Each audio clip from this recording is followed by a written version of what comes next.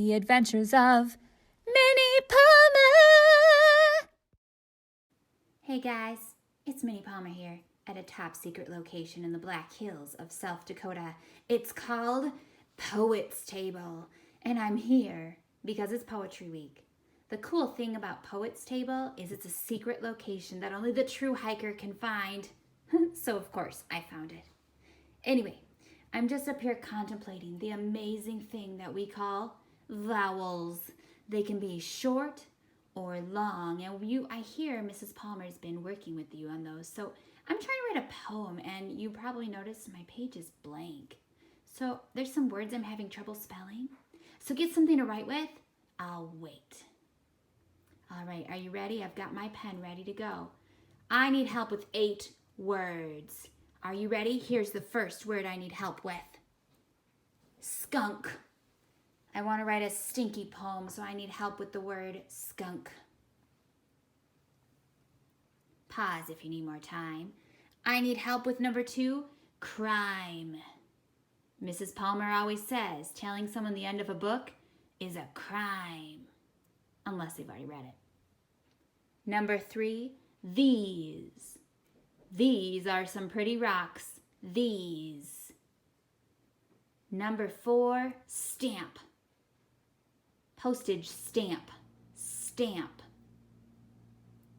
Number 5, grade. Are you gonna get a good grade?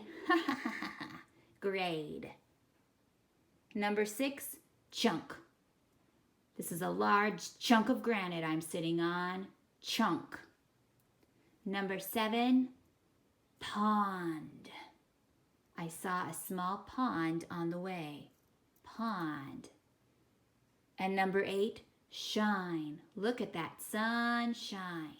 Shine. Pause it if you need more time. I'm channeling how you've spelled them. I'm going to spell them out loud and you see if you agree with me, and then I can write my poem.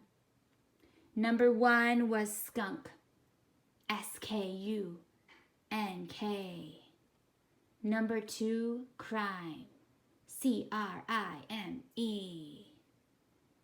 Number 3, these. THESE. How are you doing between the short and long vowels? Remember, long vowels, the vowel says its name. Number 4, stamp. STAMP. So many blends in these words. Number 5, grade. GRADE. Number 6, chunk. CHUNK. Number 7, pond. POND. And number 8, shine. SHINE. So second graders, how did you do on Minnie Palmer's poetry vowel challenge?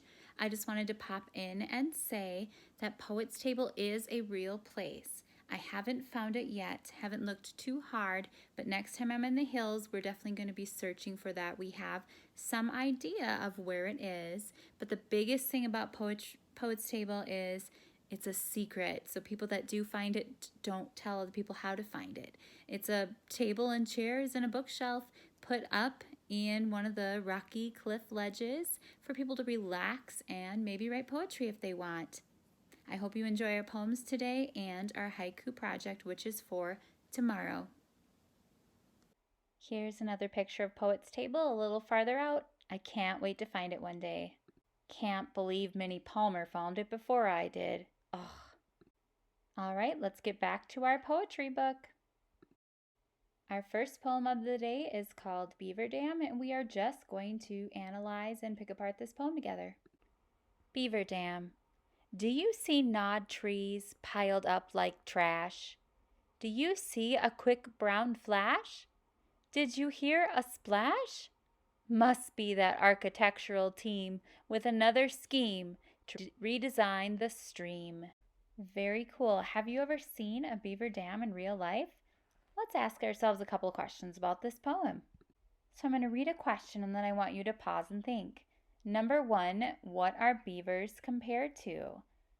So think back to the poem and what did they say they were like? Pause and talk. Did you pause and talk? If you went back and looked, they compared them to an architectural team or a team that builds buildings. Next question. How do beavers redesign a stream? So pause and think. My thinking is when they build a big beaver dam, water routes around it and changes maybe the speed of the water in that area, and the stream looks different. All right, let's move on to our daily skill.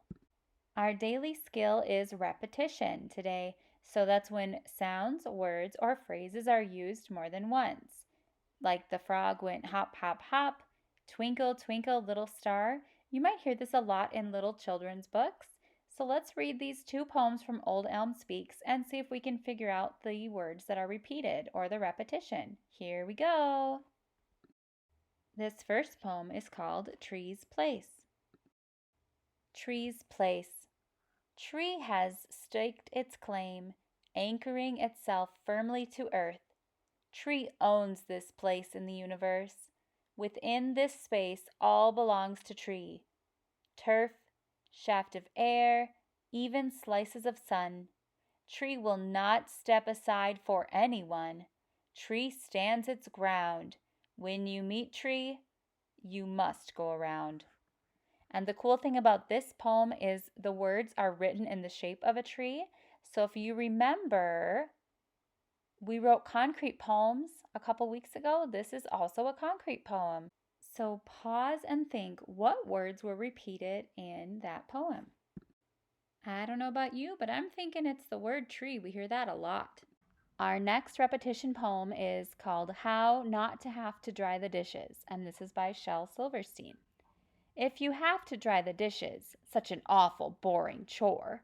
If you have to dry the dishes, 'stead of going to the store. If you have to dry the dishes, and you drop one on the floor, maybe they won't let you dry the dishes anymore. I don't advise trying that at home, boys and girls. Pause and think, what were the words repeated in that poem? It is the phrase, if you have to dry the dishes. I'm guessing that's what you thought. Now pause and think with your family, why do poets use repetition? After you hit pause and talk, here I am. I'm thinking it makes it more exciting and it also gives it a fun rhythm to read. All right, we're going to move on to our last thing today.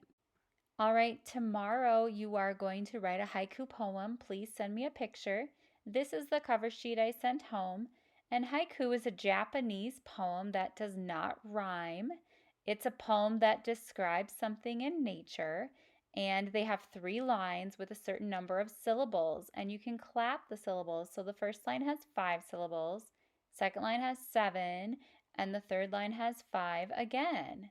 So we're going to look at this example right here called the ocean. The ocean, beautiful ocean, roaring waves crash down on me, floating in the foam. So let's go to the first line, beautiful ocean. Clap those out with me.